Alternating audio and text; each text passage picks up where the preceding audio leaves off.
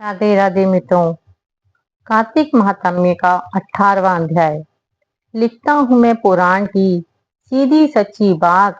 18वां अध्याय कार्तिक मुक्ति का वरदान। अब रौद्र रूप महाप्रभु शंकर अपने वीर गणों के साथ नंदी पर चढ़कर हंसते हुए युद्ध भूमि में आए।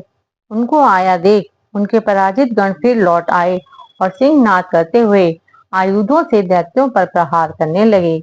भीषण रूपधारी रुद्र को देखकर दैत्य भागने लगे। तब युद्ध में अपने अपने दैत्यों को पराजित होते देखकर जलंधर हजारों बाण छोड़ता हुआ भगवान शंकर की ओर दौड़ा। उसके शुंभ निशुंभ आदि वीर भी क्रोध से अपने होठ को काटते हुए शंकर जी की ओर दौड़े। इतने में शंकर जी ने जलंधर के सब बाण जालों को काट कर अपने गणों को निर्भय कर अपने अन्य बाणों की आंधी से दैत्यों को पीड़ित कर दिया। खड़गोरमा नामक दैत्य को अपने फरसे से मार डाला और बलाहक का भी सिर काट दिया। दसमर भी मारा गया और शिवगण शिशी ने प्रचंड नामक दैत्य का सिर काट डाला। इसी को शिवजी के बैल ने मारा और कई उनके बाणों द्वारा मारे गए।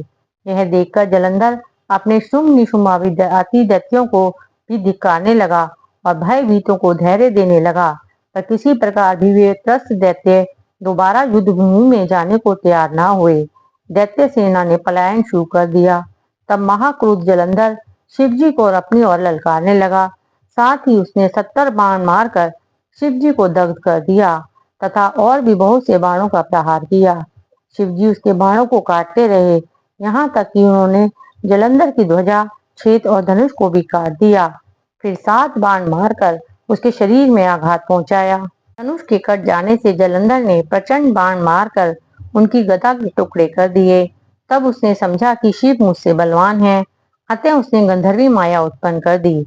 अनेक गंधर्व अप्सराओं से गण पैदा हो गए। वीणा और मृदंग आदि बाजों के साथ नृत्य व गान होने लगा। इसमें अपने गणों सहित रुद्र भी मोहित हो गए। उन्होंने युद्ध बंद कर दिया। फिर तो काम से मोहित हो जलंधर जल्दी से त्रिनेत्र भगवान शंकर का रूप धारण करके वृषभ पर बैठ पार्वती के पास जा पहुंचा। उधर जब पार्वती ने अपने पति को आते ही देखा तो अपनी सखियों का साथ छोड़ दिया और आगे आई पार्वती को देखकर कामातुर जलंधर का वीर्य पतन हो गया। उस पतन से वह जड़ सा हो गया। गौरी ने उसे दानव को जाना तो वह अंतर्ध्यान होकर उत्तर की ओर मानस पर चली गई। महापार्वती को देखकर जलंधर फिर शिव जी की ओर लौटा।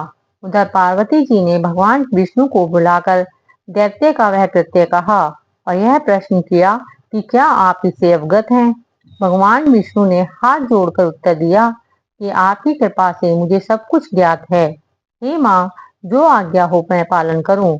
जगत माता ने विष्णु जी से कहा, उस दैत्य ने जो मार्ग खोला है उसका अनुसरण उचित है।